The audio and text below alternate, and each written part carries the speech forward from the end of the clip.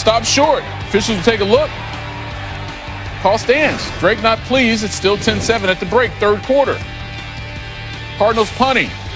Gunnar Olszewski on the return avoids a tackle, and it's going to be a touchdown, right? I mean, whoa, what a block. He's all the way back. But there would be a flag. And it was that big block that I pointed out.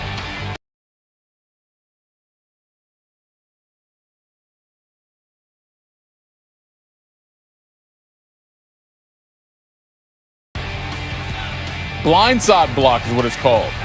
Belichick's like, wait, really? So the Patriots have to settle for a field goal to tie it at 10-all. Back comes Murray and the Cards, and that pass is tipped and then intercepted by Adrian Phillips. So now the Patriots take over at the 8, Arizona 31.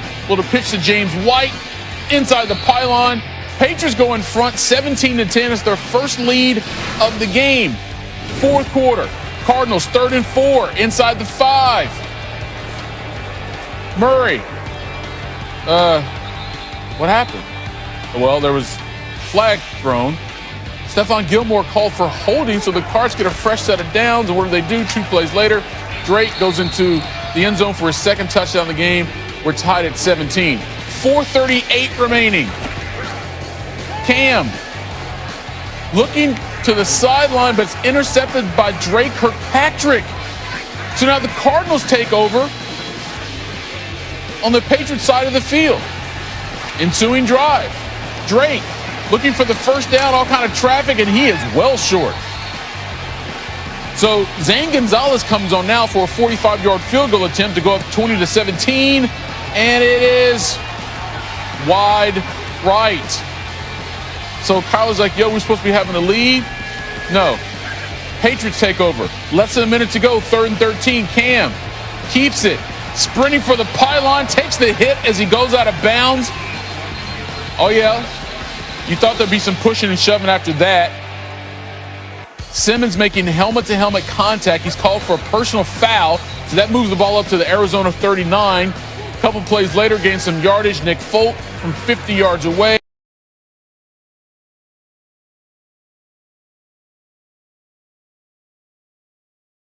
And Folk is down the middle. Patriots only had 179 yards of offense, but they still win it. 20-17 was the final. I told kicker guy, I said he's putting on a performance that's going to put him on Santa Claus Christmas list. And I'm expecting him to stay on Santa's good list here moving forward. I thought that that situation, Cam did a nice job of, putting us in position, coming down to the final kick, and Nick came through again. So it was great for it to all, work out there. 27-24. Hill with 13 receptions, 3 touchdowns. Mahomes 37-49. These two ridiculous together on Sunday. Mahomes had his 5th career 400-yard game, continuing his stretch over his last 4 games being very hot. As for Hill, he set career best in receptions, yards, and scores on Sunday, becoming the 5th player in NFL history to have 260-plus yards and 3 scores in a game. Jeff Darlington covered this thing for us.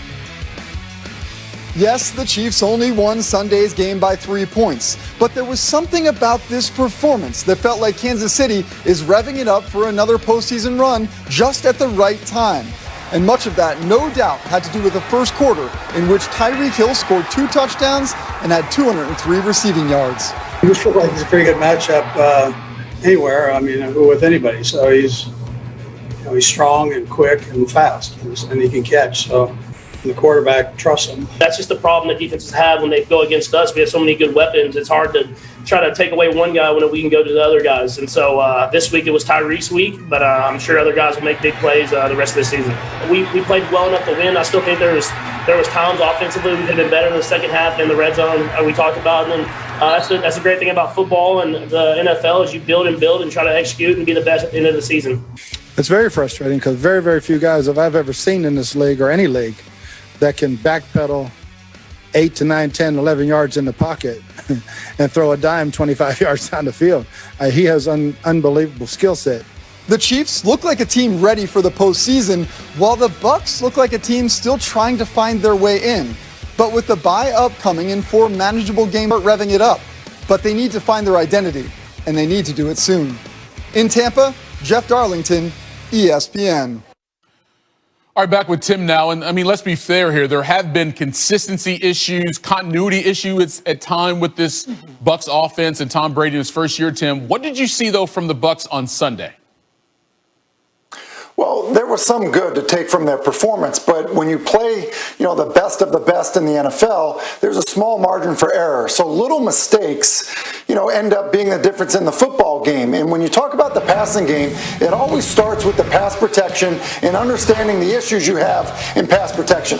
You have 5 offensive linemen to block the 4 down and the Mike linebacker, which means that linebacker right there, if he blitzes over Mike Evans' head, Tom Brady has to see it and throw hot to Mike Evans. Well, here comes that linebacker. Brady doesn't see it, and Evans doesn't look for the football. Brady instead throws the ball quickly. It's incomplete.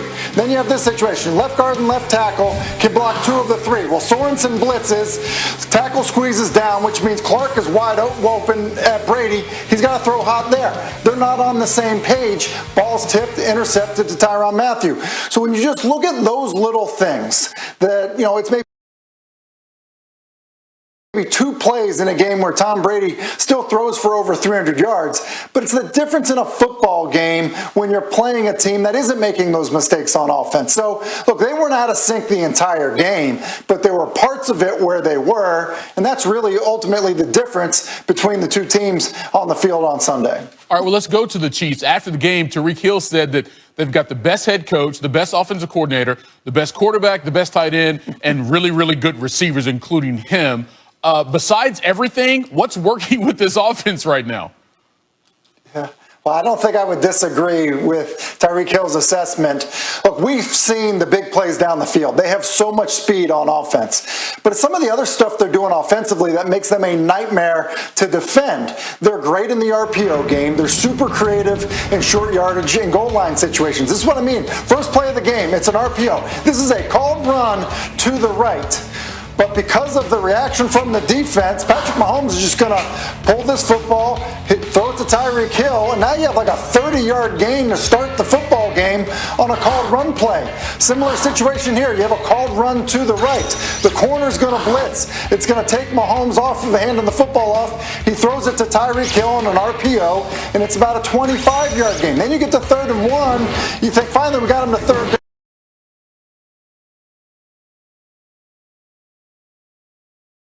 down. Well, they run the speed option. And, for a defense to be prepared for the option, you got 2 guys running to the pitch man, and there goes Patrick Mahomes. Listen, you think you're defending the option when you play the Ravens, not when you play the Kansas City Chiefs. And so I just think there's so much that they do well.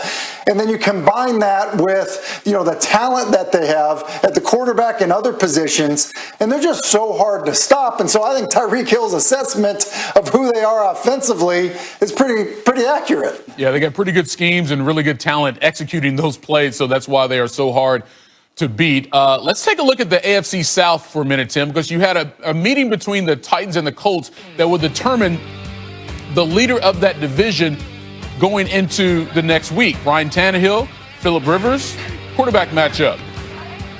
How about this one? To A.J. Brown over the middle, and then he seemed to be surrounded by Colts defenders, but his speed didn't care. 69 yards for the touchdown, and I mentioned his speed. He would travel the entire field, going 100.8 total yards on the play. To go that far.